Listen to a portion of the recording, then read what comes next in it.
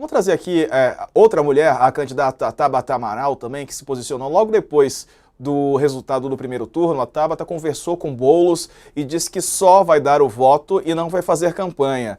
O voto e nada mais, foi o que definiu a deputada Tabata Amaral sobre a relação que vai ter com o Boulos nesse segundo turno. O Guilherme Seto assina a reportagem. O voto e nada mais foi com essa frase que a deputada Tabata Amaral resumiu a aliados o retorno que deu a Boulos nessa terça-feira a respeito de sua participação no segundo turno das eleições municipais. Boulos ligou para a deputada Tabata, para agradecer a declaração de voto feita por ela e para sondá-la a respeito da possibilidade de que ela participasse aí de algum ato de campanha.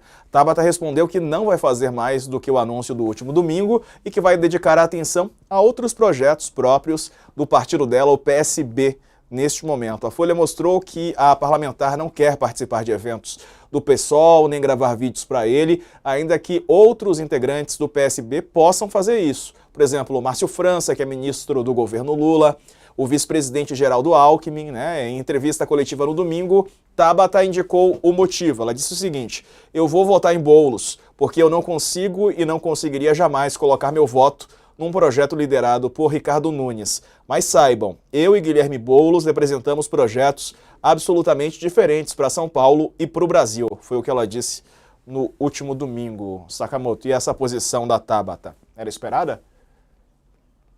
Era esperada. Tem muita gente que ficou surpresa com a velocidade com a qual a Tabata declarou o voto no Boulos. Mas isso ela foi muito esperta com isso, porque aí ela tira junto daquele pessoal que vai falar, ai, e a Tabata? Cadê a Tabata? A Tabata. E aí, porque começou, tem uma parte da esquerda rançosa que vai falar assim, ah, a Tabata vai para Paris, que nem foi o Ciro, sabe? Fica naquele rame-rame. Ela já matou o negócio, já falou, ó, não me coloca, não, eu tenho responsabilidade. Eu vim e ela foi justo, ela fez a campanha dela, repudiou o voto útil até o final, que faz parte, eu acho. Ela tem os eleitores dela, tem o projeto dela, né? Então ela foi bem, 10%. Ela pode ter perdido um pouquinho para voto útil no final, assim, mas manteve-se em torno dos 10%, que para ela, a primeira majoritária, ou seja, é excelente. Ela agora ela vai, tipo, declara voto na lata, não pensou duas vezes, deixou claro, olha, o compromisso dela, falou, meu compromisso é esse. Critiquei para não concordo tudo com Boulos, né? Mas ela tá no mesmo, ela se coloca no mesmo campo progressista e fala, ó, todo campo progressista, discorda daquelas posições.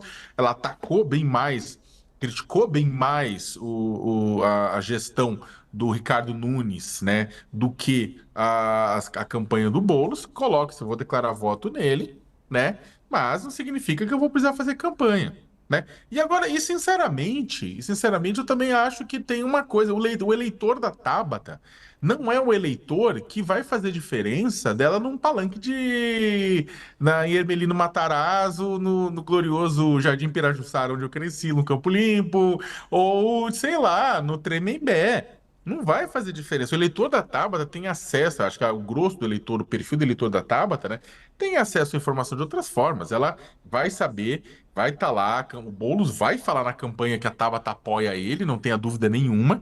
Vai repetir, repetir, repetir, repetir. Isso vai ficar muito claro, né? E esse público vai ter acesso. Eu acho que, inclusive, não faz tanto sentido, né? Faz sentido você ele colar, faz sentido o Lula descer de Brasília até São Paulo para colar feito lagartixa na parede do Boulos, porque é disso que vai fazer diferença para a conversão de voto, né? É disso que vai fazer diferença na conversão de voto no final das contas, né? É o Lula. O Lula, né? E a Tabata, deixando claro isso, eu acho que já é o suficiente. E eu acho que também é o seguinte, ela também com isso se descola das brigas que podem ocorrer no segundo turno, de todo o pau que pode acontecer no segundo turno, se preserva, politicamente está certo. E eu acho que ela já fez um gesto positivo para a campanha. Tem gente, eu ouvi já de várias campanhas dizendo coisas diferentes, né? Por exemplo, eu já ouvi dentro da campanha do Boulos, ou sabe, que a divisão de votos da Tabata iria um pouco mais pro Boulos do que pro Nunes, né? Mas dá um 6-4 ali na divisão, né? Ou seja, também não é um voto, não é que o voto da Tabata vai inteiro pro Boulos. Não vai, porque tem muita crítica também entre os eleitores da Tabata, eleitores da Tabata junto ao Boulos, né? Agora, eu acho que ela fez o que ela tinha que fazer. E você, Carla, o vice-presidente Geraldo Alckmin já postou foto e tal do Boulos, já declarou apoio também. Não sei se você tem informações de se ele vai participar de um ato de campanha, mas a Tabata, essa não vai participar. Pelo menos até aqui a posição dela é essa. Só o voto, declaração de voto e tá bom. Não, até onde eu sei também o Alckmin vai nessa toada, Diego, de olha, agora aqui, porque o Alckmin veio ativamente também ao lado da Tabata, até uma coisa que institucionalmente, digamos assim, era curioso, né? O presidente de um lado, o vice do outro, questões políticas que a gente está acostumado a ver em época de campanha, mas de fato o Alckmin se engajou aí na campanha da Tabata, gravou vídeos para as redes, a Tabata tinha pouco tempo de TV, mas o Alckmin estava empenhado e nos bastidores falava muito do como ele acreditava e acredita no preparo da Tabata com política. Não sei, não creio que ele vá fazer agendas com ela, não, Diego, até porque o presidente Lula, nessas próximas 3 semanas, ele deve vir numa agenda com bolos dia 18, 19, mais ou menos. Estão querendo uma outra data, mas o Lula tem viagens internacionais, viagens para o BRICS. E aí, isso significa que Alckmin fique e assume a presidência, né? Então, com outras responsabilidades. E agora eu acho que o papel do Alckmin na campanha foi esse. Olha, eu vim com a Tabata, que é a minha, a candidata do meu partido, e agora eu sigo aqui com o presidente Lula, onde ele está apoiando, e vamos nessa, porque ela também declarou esse apoio. Então, eu acho que está tudo meio jogo combinado. Agora eu vou fazer uma provocação também, já que a gente fez o exercício do se, né? Se o Datena tivesse cumprido, se o PSDB com o Datena tivessem cumprido um acordo feito lá atrás, como o Lula cumpriu o acordo com o PSOL e não teve o PT, não teve candidato em São Paulo, porque o Lula lá em 2022 fez um acordo dizendo que Boulos seria o candidato em São Paulo e o PT iria apoiá-lo. Naquela época tinha também já o PSDB uma conjunção aí para Tabata no PSB ser a cabeça de chapa e o Datena foi colocado como um candidato a vice. Eu acho, e aí é o exercício do CIA, eu quero saber a opinião de vocês, estou fazendo. O Datena, se ele tivesse cumprido essa promessa, né, esse acordo, e saído de largada como um vice da Tabata, eu acho que ele agregaria muito mais no começo o conhecimento que ele tem na sociedade e na população paulistana que estava acostumado a ver ele na TV, e ele sendo vice da Tabata.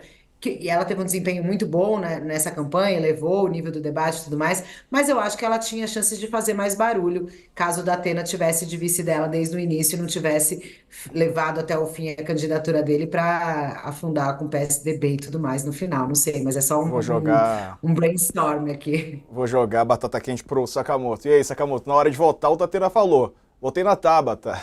Ele É. soltou essa.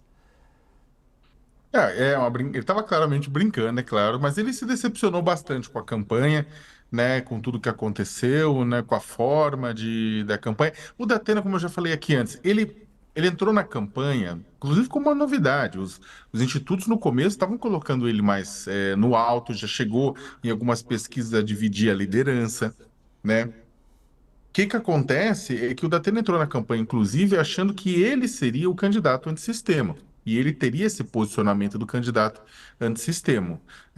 Só que aí apareceu o Pablo Marçal, que é um candidato antissistema no nível tipo 5.0, assim, né? Que inclusive jogava sujo, né? Jogava sujo. Os outros três candidatos jogavam na política tradicional, né?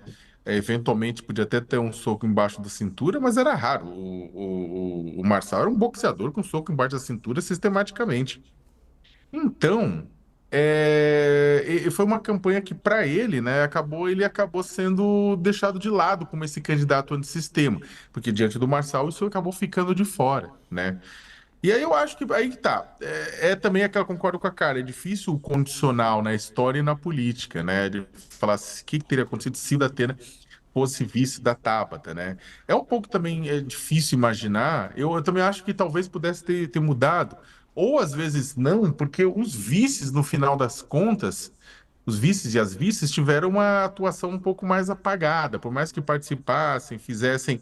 carreata aqui e ali, fossem citados por ex-presidentes, como no caso do Melo Araújo, mas eu acho que eles tiveram um comportamento mais apagado. Pegar o comportamento dos vices nos Estados Unidos agora, são quase protagonistas também, junto com os seus candidatos, né?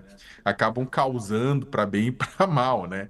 Então, eu acho que acabaria também, talvez ficasse mais apagado, ou talvez a Tabata tivesse mais votos, porque o Datena sairia logo de cara, né? Agora, eu acho que isso não mudaria a votação. A votação, no final das contas, e eu acho que a gente vai acabar fazendo essa análise bem mais para frente. Você teve um candidato, dois candidatos da direita, né? E um candidato da esquerda, um candidato da esquerda entre as primeiras posições. Só que esses dois candidatos da direita são duas. E aí, eu não estou falando que eles são iguais de maneira alguma. O Nunes é bem diferente do Marçal. Mas como eles disputavam o campo do bolsonarismo e o voto do bolsonarismo acabou sendo o fiel da balança nesse processo também, né? Não só, mas acabou também não fazendo diferença. Um vai para frente, um vai para trás, de acordo com essas migrações bolsonaristas internas da votação de ambos, né? Então eu acho que, por mais que essa eleição não tenha sido uma eleição, e as pessoas estão querendo dizer, não, foi uma eleição longe da polarização, eu acho que não. Eu acho que foi uma eleição bastante polarizada, sim, né? A única diferença é que ela acabou parecendo que não era por causa do choque e terror do Pablo Marçal. Mas eu acho que sim, eu acho que o discurso, né, foi bastante polarizado. A gente discutiu um pouco a proposta, a gente ficou discutindo ideologia muito boa parte do tempo, e as três candidaturas em cima giraram em torno disso.